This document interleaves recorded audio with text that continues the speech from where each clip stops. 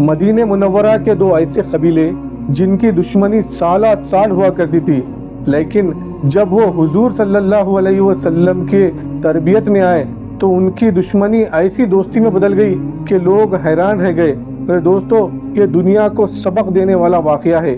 آئیے اس پورے واقعے کو ہم حضرت مولانا سجاد نعمانی صاحب دامت برکاتہم کے زبانی سنتے ہیں کہ مدینہ منورہ میں دو قبیلے تھے، قبیلے اوس اور قبیلے خزرج۔ پشتوں سے، نسلوں سے ان دونوں میں جھگڑا، لڑائی رہتی تھی۔ صلاۃ والسلام ہو رحمت دو عالم صلی اللہ علیہ وآلہ وسلم کی توجہ، ان کی صحبت، ان کی تربیت پر، ان کی تربیت کے نتیجے میں اور ایمان کی حقیقت کے حاصل ہو جانے کے نتیجے میں وہ ساری دشمنیاں دور ہو گئیں اور وہ بالکل بھائی بھائی بن گئے، جانثار دوست اور ساتھی بن گئے۔ اللہ تعالیٰ نے تو بڑے فخر کے ساتھ ان کا قرآن میں کئی جگہ تذکرہ کیا۔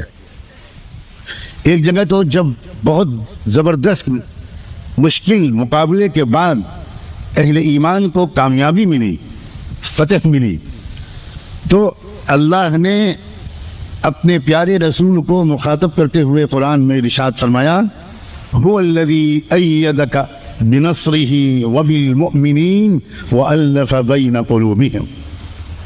اللہ ہی ہے جس نے اپنی مدد بھیج کر تم کو غلبہ نصیب فرمایا، تمہاری تائید فرمائی، اور تمہاری تائید تمہارے ساتھ دینے والے ایمان والوں کے ذریعے تم کو غلبہ نصیب فرمایا۔ اللہ اکبر، مقام کی بلندی دیکھو۔ اللہ اپنی غیبی مدد کے ساتھ صحابہ کی مدد کا ذکر کرا اور پھر فرمایا وَأَلَّفَ بَيْنَ قُلُوبِهِمْ، اور یہ اللہ ہی ہے جس نے ان سب کے دلوں میں آپس میں شدید محبت پیدا کر دی۔ اب یہ دونوں قبیلے حضور کی صحبت کی وجہ سے شیر و شکر ہو گئے۔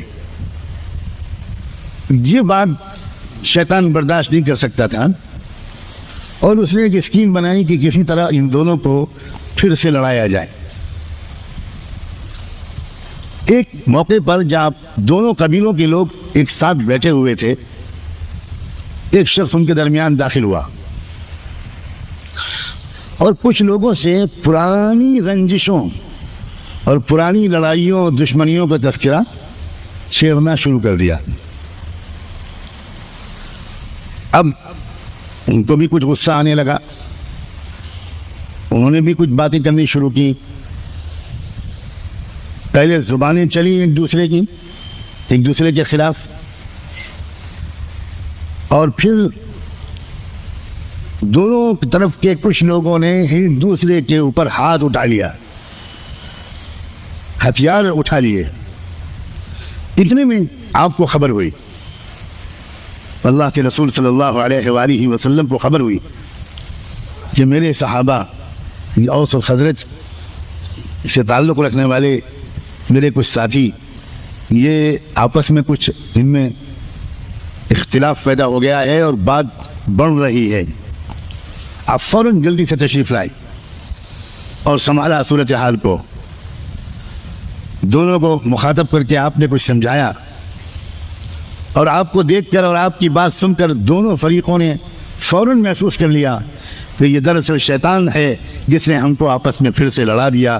دونوں روئے، ایک دوسرے سے معافی مانگی اور گلے مل گئے۔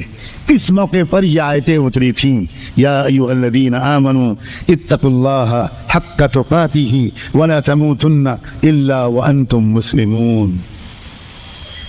اے ایمان والو، اللہ کے حق کے مطابق تقوی کے ساتھ زندگی گزارو اور مرتے دم تک ایک ہی نسبت کو حاوی رکھنا، اور وہ یہ ہے کہ تم مسلم ہو،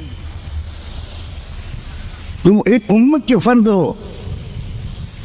تم فلاں صوبے کے ہو، تم فلاں علاقے کے ہو، تم فلاں مسلک کے ہو، تم فلاں جماعت کے ہو، تم فلاں سلسلے کے ہو،